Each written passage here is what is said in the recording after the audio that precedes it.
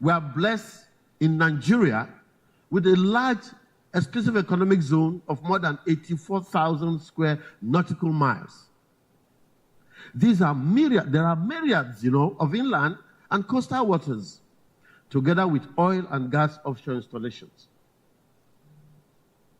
The maritime workforce will also feature prominently in the shipbuilding and repairs, auxiliary maritime services such as the following: ship brokering and charter services, insurance and underwriting, naval architecture, marine risk management, maritime law and arbitration, lecturing and mentoring like you're doing right now, and maritime career guidance, freight forwarding, cargo handling, haulage services, chandler and petroleum products bunker services. Nigeria also has 7 functional seaports in 8 coastal states. You can look at Lagos, for example. What brings to your mind is the first 2 we had, the Tinkan Island and the Lagos port, but you now have the Lekki Deep Seaport. And if you come down towards the east, Warri, Koko, Extent Saple, you have the port at Escavos, mainly, of course, for offshore shipping and oil exploration and oil evacuation. Brass, which is a gas terminal, Port Harcourt, Onne, Calabar, you name them. We also have 275 identified terminals, jetties, and wharves. Our experience have shown that over 5,000 vessels call at our ports annually for us. This will be involved in the expansion of aquaculture, especially fishing. We will have to talk about fishing because it's one of the major sources of our protein intake as a littoral and maritime state. Nigeria spends up to 700 million annually for the importation of fish. That number is increasing.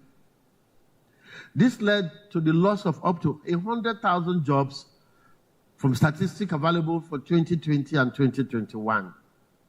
Thus, fishing, trawling, and fish farming will require a huge maritime task force. We intend and we know that prospects will bring about the purchase and the development of large fishing vessels, large fishing in sea-based industries that will require captains and what have you from this maritime workforce. Considering the huge gap that we're experiencing now for demand and supply value chain in the blue economy. The maritime workforce will be involved in the maritime tourism subsector of the blue economy. Let me digress a little to the Paris-Seine River. I was privileged, not recently, I was in Paris in April this year. And one of the places that the defense advisor or your consort will ask you to go to is to take on their ferry services. You will count nothing less than 100 ferries. And if you are familiar with the trip they take, it's like leaving from here or on to Calabar and going under, of course, the typical Paris bridges numbering about 11 and 12. But what really will excite you is the fact that each ferry carries about 250 passengers, and there are about 100. At the time you are casting off, you're about 4 ferries leaving the jetty. If you multiply 250 by 4, that gives you 1,000. In fact, 250 in persons. Now, if you look at the numbers amount to about 1 million passengers taking part or taking the ferry ride each day. That's just ferry service, the maritime sector, maritime tourism in the river of Paris. In Nigeria, we have the Lagos Lagoon, we have the Warri Channel, Port Harcourt, we have, like I said, here, Oron to Calabar channels, all waiting to be exploited. But we hope that with the advent of the Ministry for Marine and Blue Economy, these resources will be tapped. The activities of the maritime workforce will be reflected to provide jobs for the sectors like ferry and cruise ship transportation. You can imagine that as a maritime state, We're not taking cruise boats between Calabar and Lagos or between Port Harcourt and Lagos. If you know what the airfares are talking, when you graduate from here, you should be writing proposals on how to develop ferry services between here and other states, maritime towns in our country. The aviation fuel is going higher, and that airfare is going to hit the roof. Tourism management and administration is going to be part of what the maritime workforce will be involved in. Field supervision and tour guidance, these are expertise. These are careers that need expertise from you. Accommodation, hospitality, and of course, entertainment. The cumulative effect of direct and indirect jobs from maritime tourism will help reduce the nation's unemployment level. The maritime workforce is the enabler and the human capacity to the successes of the over 1.5 trillion that the blue economy will create. It will open up the sustainable, environmental friendly jobs for our maritime workforce. Now, let us look at the challenges. Funding. Some experts are of the opinion that it's not about funding, but actually about putting the money that has been appropriated for what it is appropriated for. And I tend to agree with that to about 60%. So really, it's not funding per se, but proper appropriation. There's the need also to be specific in some aspect in maritime tourism. We've mentioned a few, we'll look at others. There's also a deluge of strategies of ferries, while there are qualified maritime workforce that will require some little orientation to man these platforms. And we're beginning to have capacity to build ferries in Nigeria, you know, the Navy dockyard, the shipyards, you have Nanded dock, etc. With the over 100 rivers, channels that crisscross riverine communities, the need to fund the acquisition of platforms for ferry services and cruise ships cannot be overemphasized. Closely related to the platforms are the various infrastructure required for the operations of these ferries, jetties, booms, catamarans, and the rest. In 2012, I was assigned by the government of Governor Godswill Akpabio to bring a consultant report on resuscitation of the ferry services between Oron and Calabar. And of course, if you look at the jetty, there is a sunk ferry there. If you look at the channel, it's because of siltation, it has gone to about 2 meters. And of course, you need to dredge, you need to create the infrastructure.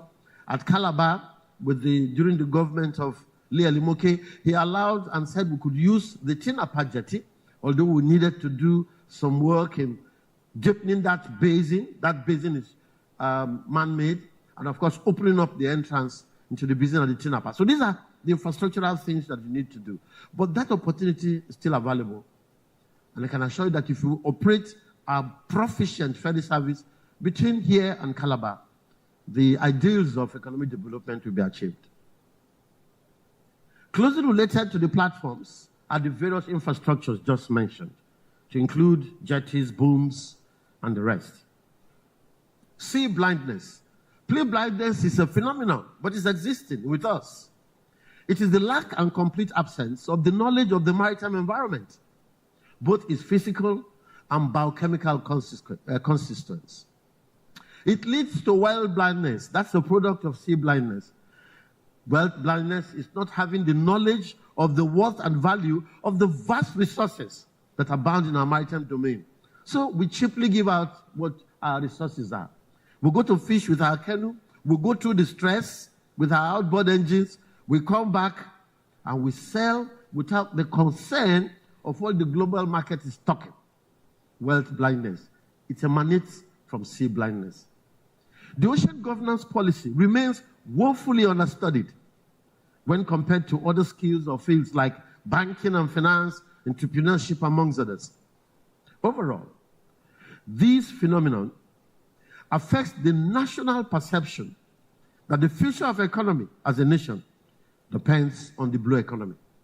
Now, like official linkage, a lot of seamless integration will be required from the ministries of the blue economy: transport, defense, security, police, finance, in the endeavor of shipping, maritime tourism, fishing, like we keep emphasizing, inland and coastal shipping, among others.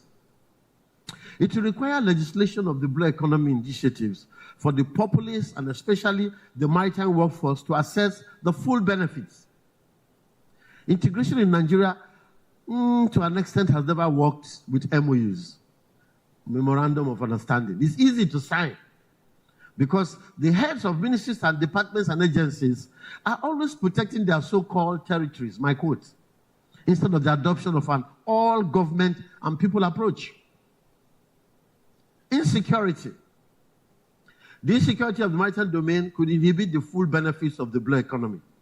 But I have good news for you. I am consultant to the Falcon Eye from its inauguration in 2017 to its commissioning in 2021.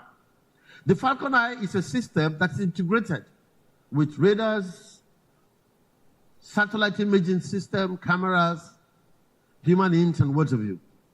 It's established and domiciled in the Nigerian Navy. It sweeps radar, high HF radars up to 200 nautical miles, covering the extreme of Nigeria's exclusive equatorial zones. It covers from Cameroon to the Republic of Togo, quote me, effectively. And for the last 5 years, it has run with 0% redundancy. It has been available for the Navy and other maritime stakeholders, and that integrated system must be exploited. There are seats available in the Central Command and Control Station in Naval Headquarters, and I think only MPA and probably NIMASA are currently making use of it. It's available for all maritime stakeholders. And that is the key to the maritime serenity we've been enjoying in our maritime space. There are incidents such as piracy, sea robbery, illegal or regulated reported fishing, maritime terrorism, arms and human trafficking, and stowaways. You must have been hearing incidents of people stowing at the rudders of your vessels. Rudders. So future captains and second in command of merchant ships and what have you, go around your ship. Inspect your ship like we pilots do around your aircraft. You might be seeing a stowaway at the rudders of huge merchant vessels. Proliferation to small and medium weapons and assault rifles. And of course, there have been environmental risk and flooding and the threat to freedom of navigation. Nigeria has exited from the list of maritime nations plagued by piracy by the International Maritime Organization. This can be attributed, like I said, to the Maritime Domain Awareness System of the Nigerian Navy, owned by the federal government, domiciled in the Navy, the Falcon Eye system. The non-implementation of the Cabotage Act has stifled the procurement, the manning of Nigerian old flag carriers by Nigerian maritime workforce. Luckily, I spoke with DG Nimasa last week, and he said everything has been put in place to ensure that as the new minister comes, the Cabotage Act will be signed and, of course, will be implemented. When that happens, we'll begin to see more vessels and platforms. We're going to have more sea time for both cadets and, of course, graduates of this STEAM academy. With all the enabling substance and platforms in place, the approval by the new minister is being awaited rightfully, and funds will be remitted to successful recipients. Now let's look at the opportunities.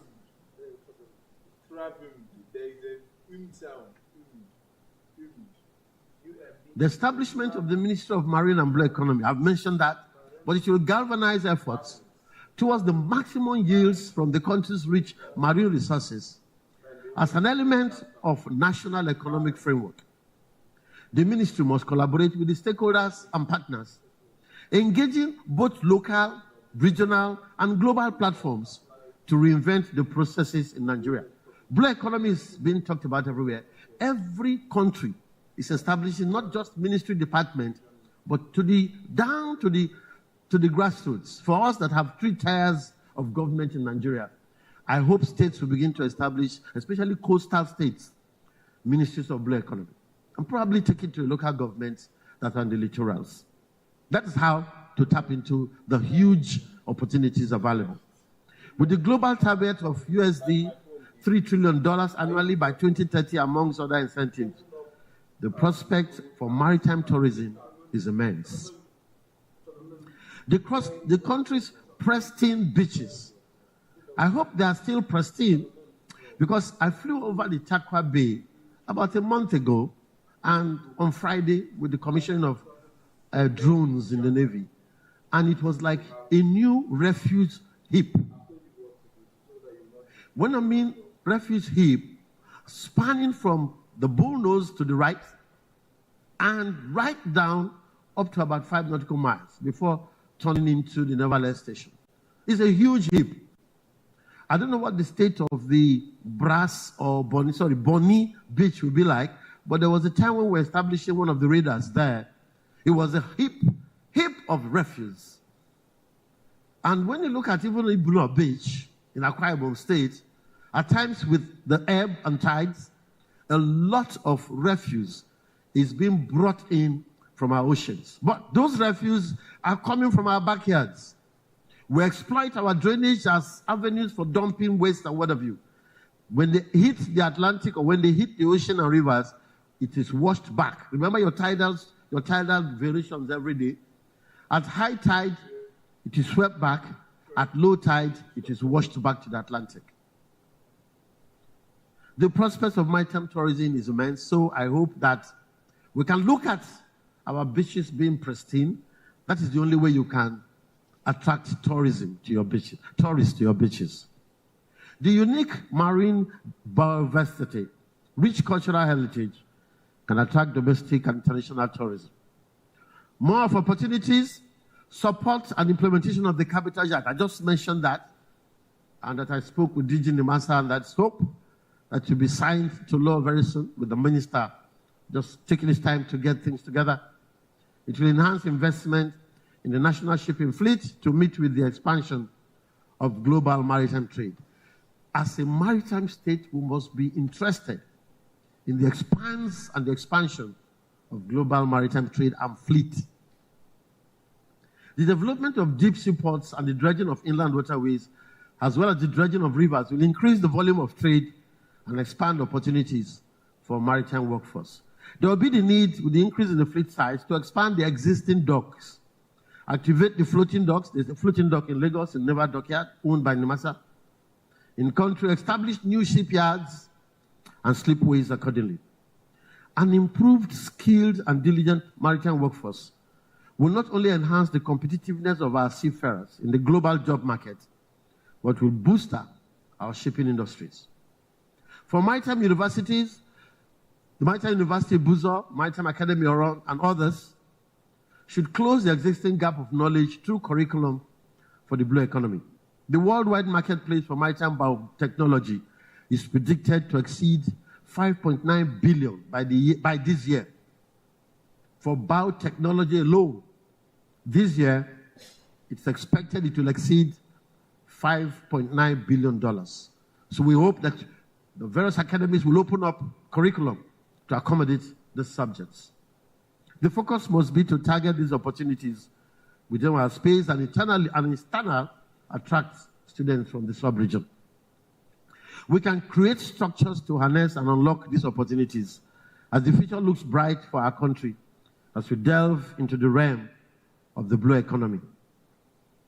For a safe and secure maritime domain, I think I've mentioned that, but it's critical to note that international seaborne trade, job and wealth creation as criteria for the sustainable utilization of the resources within the blue economy. We have been exited from the piracy club of the world. We need to do more as we integrate systems. Maritime domain aware systems are valuable in other maritime stakeholders. I know NIMASA has, it's called the Deep Blue Project. MPA has, I think it's C21. These IOCs, the various international oil companies have their maritime domain awareness systems. So there will be the need now to begin to think of integrating them, not through MOUs, but through legislation in the National Assembly. The maritime domain is homogeneous in character. Thus, there is always the need to build partners to our borders for effective monitoring of the assets of the blue economy. So we'll reach out to our neighboring countries. In conclusion, ladies and gentlemen, there's a relationship between the maritime workforce and the blue economy. The maritime workforce represents the critical human capital required to bring to fruition the ideas of the blue economy. It presupposes that for the blue economy to thrive, a well-skilled and trained maritime workforce like you must be developed in adequate numbers to capture the volumes of activities in the maritime sector of the Nigerian economy. Apart from traditional ocean seaborne trade, the maritime workforce will be engaged in modern blue economy trends such as ocean governance, bioprospecting, biotechnology, carbon sequestration, and what have you. These subjects could be included in the curriculum of the maritime institutions to enhance the eradication of sea blindness and wealth blindness. The establishment of the Ministry of Marine and Blue Economy has opened a vista of opportunity to create the needed linkages that will facilitate the actualization through legislation for the cooperation of cluster ministries to harvest the enormous buy-ins. The implementation of the Cabotage Act will increase the Nigerian flag carriers, increase the job opportunities for maritime workforce, expand global maritime trade, increase the fortunes of the subsector towards an improved GDP with attendant decrease in employment. Let's play around with a few figures from our maritime workforce. As of now, it's about, Nigerian maritime workforce about 7,000. And it is hoped by experts 2 months ago at a conference that we could yield up to 5,000 jobs in 2 years if we open up on the cabotage. What that means is that if for Cabotage Act you want to build 10 ships, 8 must be built in Nigeria. So that creates jobs for not just captains and seafarers and seamen, but for docks, shipbuilding firms, etc. In the Philippines, their numbers are hitting the mark 350,000.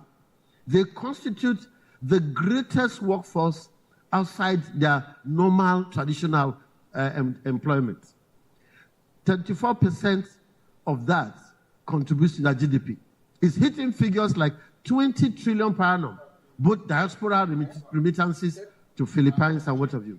The Filipinos top even the Russians, the Chinese and what have you. And so we need to dedicate ourselves to the germane development of the maritime workforce of our country, because of the opportunities that abound. We have to. I've just given you 2 figures. For us, 7,000. For the Philippines, 350,000. For us, we are contributing a GDP of less than 3%. For the Philippines, we're looking at a GDP of about 24%, overall GDP.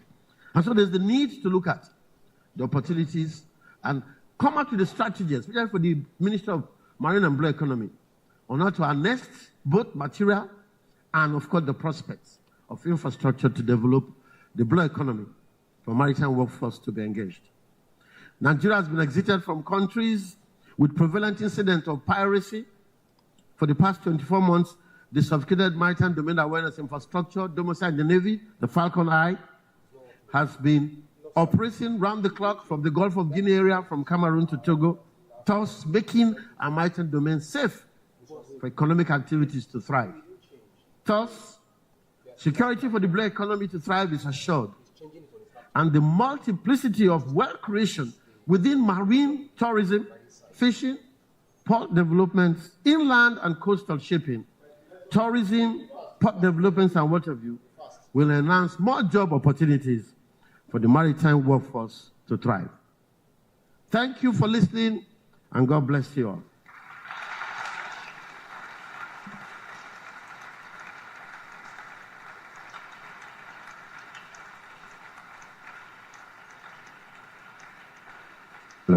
Ladies and gentlemen, thank you very much. Let's give our very wonderful distinct day was calling a lot of figures, and my head was spinning, and I wish that I can go back to primary school and go back to secondary school now and become one who can enter into the maritime sector and earn all of those billions and trillions, 20 trillion. Oh my God. Ladies and gentlemen, one more time, let's give our guest lecturer